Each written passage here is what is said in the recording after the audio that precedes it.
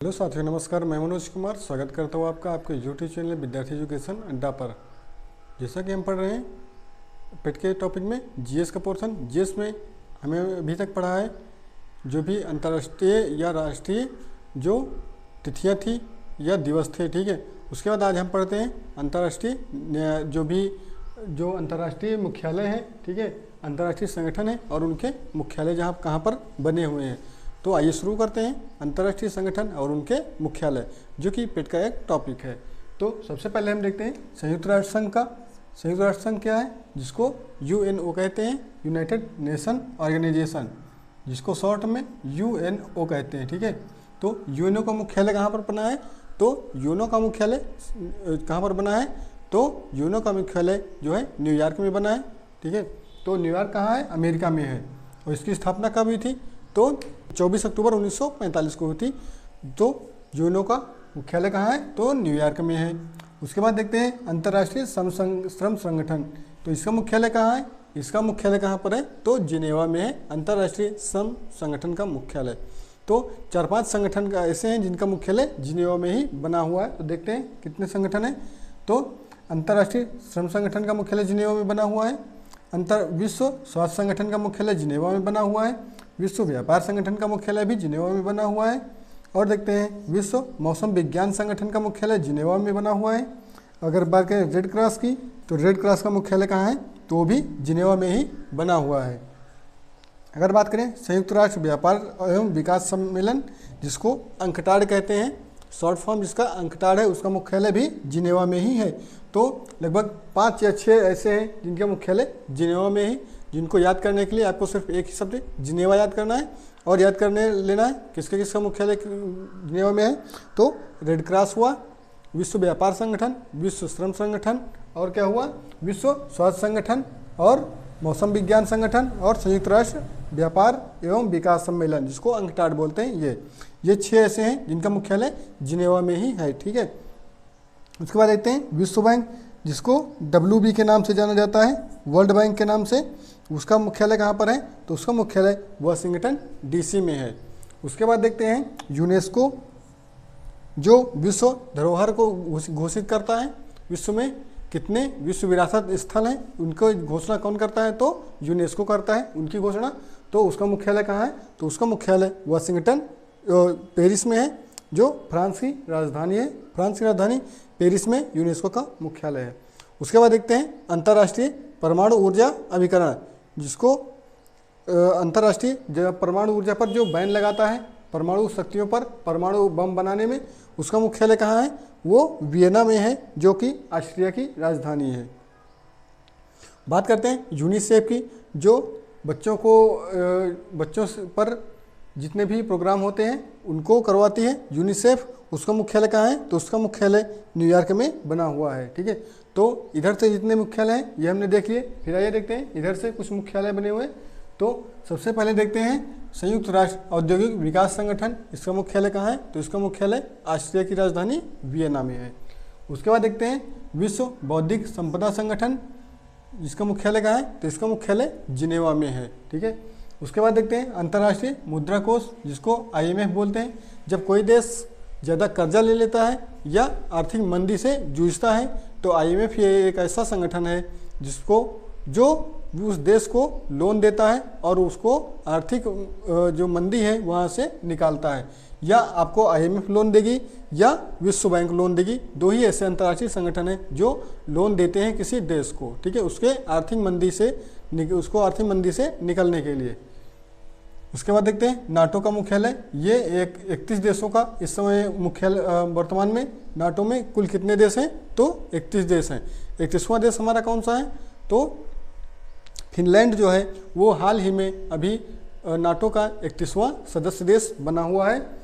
तो कौन सा बना हुआ है? तो फिनलैंड जो है वो नाटो का हाल ही में 31वां सदस्य देश बना हुआ है। नाटो में ही जुड़ने के लिए जो वो था यूक्रेन, वो नाटो में ही जुड़ने के लिए, और रूस कहता था यूक्रेन से कि आप नाटो में मत जुड़िए, लेकिन यूक्रेन कहता था कि नहीं हम नाटो में जाएंगे। इसीलिए रूस और यूक्रेन का युद्ध हुआ था इसी नाटो के कारण।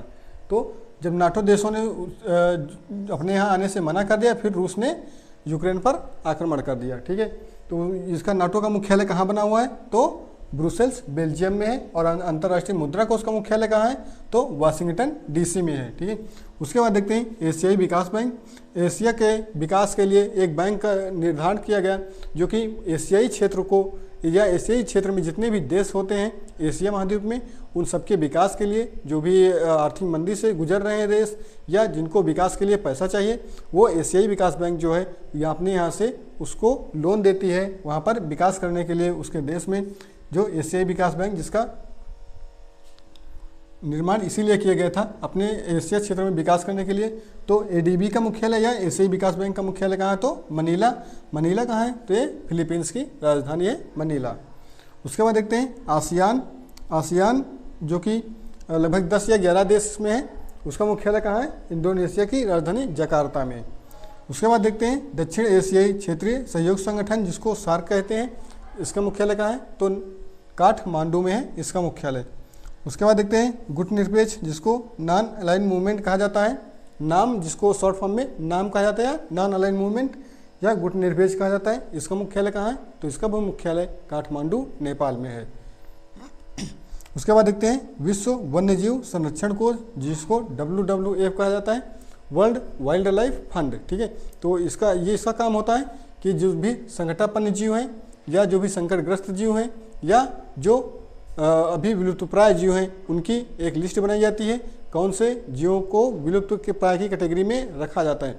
तो ऐसे जीव जो पिछले 50 सालों से अपने पर्यावरण संरक्षण में नहीं दिखाई दिए हैं उनको विलुप्तप्राय जीवों की श्रेणी में रखा जाता है और उनको रेड डाटा बुक उनके नाम से जारी किया जाता है या उनको रेड डाटा बुक में रखा जाता है। तो इसका यही काम है विश्व वन्यजीव संरक्षण कोष का कि दुनिया में पाए जाने वाले सभी जीवों की गणना करें और देखें कि पिछले 10 सालों में, 20 सालों में या 50 सालों में कौन से जीवों की संख्या में कमी आई है, किस प्रकार के जानवरों की या पक्षियों की संख्या में कमी आई है और कितनी कमी आई है, उस हिसाब से एक डाटा बुक जारी करता है जिसमें 3 प्रकार की डाटा बुक होती हैं।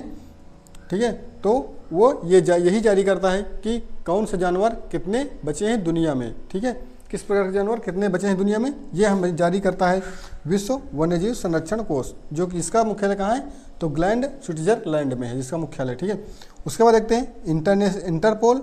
इंटरपोल क्या है, इंटरपोल एक ऐसा संगठन है जिसको आप इंटरनेशनल पुलिस कहते हैं। ठीक है, इंटरनेशनल पुलिस अर्थात जो अंतर्राष्ट्रीय जितने भी आतंकवादी हैं या अंतर्राष्ट्रीय जो भी मंच पर जिनका उपयोग करते हैं अंतर्राष्ट्रीय आतंकवादी घटनाओं को करने के लिए, तो इंटरपोल ही एक इंटरनेशनल पुलिस की ज़रूरत पड़ती है जो कहीं भी जाकर के किसी भी देश में जाकर के किसी भी अपराधी को पकड़ सकती है अगर उसने इंटरपोल के नियमों के अनुसार अपराध किया है। ठीक है, तो इंटरपोल एक इंटरनेशनल पुलिस है जो कहीं भी जाकर के किसी भी अपराधी को पकड़ सकती है किसी भी देश में। तो इसका मुख्यालय कहाँ है, इंटरपोल का मुख्यालय पेरिस में है। उसके बाद देखते हैं ओपेक। ओपेक क्या है, तो ओपेक एक ऐसा संगठन है जिसमें जितने भी ऑयल प्रोड्यूसर स्टेट हैं या कंट्री हैं उनका एक संगठन बना हुआ है जो 7 या 8 देश हैं जो भी कच्चा तेल या क्रूड ऑयल का प्रोडक्शन करते हैं, उन्होंने अपना एक संगठन बनाया हुआ है जिसका नाम ओपेक है। तो ओपेक एक ऐसा संगठन है जो दुनिया को क्रूड ऑयल प्रोवाइड करता है और उसके दामों पर भी कंट्रोल करता है कि उसके दाम बढ़ने न पाएँ या किसी भी क्रूड ऑयल का दाम कितना प्रति बैरल रखा जाना चाहिए। ठीक है, तो ओपेक एक क्रूड ऑयल या कच्चे पेट्रोलियम का एक मतलब समस्त देशों का संगठन है ओपेक। ठीक है, तो इसका मुख्यालय कहाँ है, इसका मुख्यालय वियना में है। उसके बाद देखते हैं अंतर्राष्ट्रीय न्यायालय। जो भी अंतर्राष्ट्रीय क्रिमिनल होते हैं उनकी जो सुनवाई होती है या किसी 2 देश आपस में लड़ गए हैं तो वो अपना केस कहाँ पर रखें, तो इसके लिए संयुक्त राष्ट्र संघ ने एक अंतर्राष्ट्रीय न्यायालय की स्थापना की है जिनमें देश के आंतरिक मसलों को छोड़कर देश के बाह्य जितने भी मसले हैं, एक देश से दूसरे देश के मसले या एक देश दूसरे देश पर कोई भी आरोप प्रत्यारोप करता है तो वो अंतर्राष्ट्रीय न्यायालय में जाकर के इसकी सुनवाई करवा सकता है कि इस देश ने हमारे साथ ये गलत किया है। फिर अंतर्राष्ट्रीय न्यायालय जो भी फैसला सुनाती है वो दूसरे देश को मानना पड़ता है, जिसके भी खिलाफ फैसला जाता है उसको मानना पड़ता है। तो अंतर्राष्ट्रीय न्यायालय का मुख्यालय कहाँ है, तो कहीं पर लिखा होता है हेग लिखा होता है और कहीं कहीं पर द हेग लिखा होता है, ठीक है। तो चाहे हेग लिखा है चाहे द हेग लिखा है, बात एक ही है, ठीक है। तो उम्मीद करता हूँ इससे ज़्यादा क्वेश्चन आपसे पेट में इससे ज़्यादा मुख्यालयों के मतलब अंतर्राष्ट्रीय संगठनों के मुख्यालय नहीं पूछे जाएंगे, क्योंकि पिछली बार में ये इन्हीं में से पूछा गया था। पिछली बार पूछ लिया विश्व व्यापार संगठन का मुख्यालय कहाँ है, और एक पूछ लिया था अंतर्राष्ट्रीय श्रम संगठन का मुख्यालय पूछ लिया गया था, ठीक है। तो इन्हीं इतने में से ही पूछा जाएगा आपसे अगले जो भी पेपर आएगा पेट का, जो 28 और 29 अक्टूबर को होने वाला है। तो उम्मीद करता हूँ आपने ये वीडियो देख लिया होगा। अगर आपने नहीं देखा है तो जा करके पिछला वीडियो भी देख लीजिए, जो अंतर्राष्ट्रीय दिवस पर है, राष्ट्रीय और अंतर्राष्ट्रीय दिवस पर आधारित है। और ये वीडियो है जो कि अंतर्राष्ट्रीय न्यायालय अंतर्राष्ट्रीय जो मुख्यालय हैं उन पर आधारित ये हमारा वीडियो हो गया। तो हमने एक एक टॉपिक को कवर किया है, और जहाँ से हो सकता है इन्हीं में से ही आपका क्वेश्चन पूछा जाए, इससे बाहर नहीं पूछा जा सकता है, ठीक है। तो फिर मिलते हैं नेक्स्ट वीडियो में, तब तक कि आप देखते रहिए और हाँ दोस्तों में शेयर कर दीजिएगा।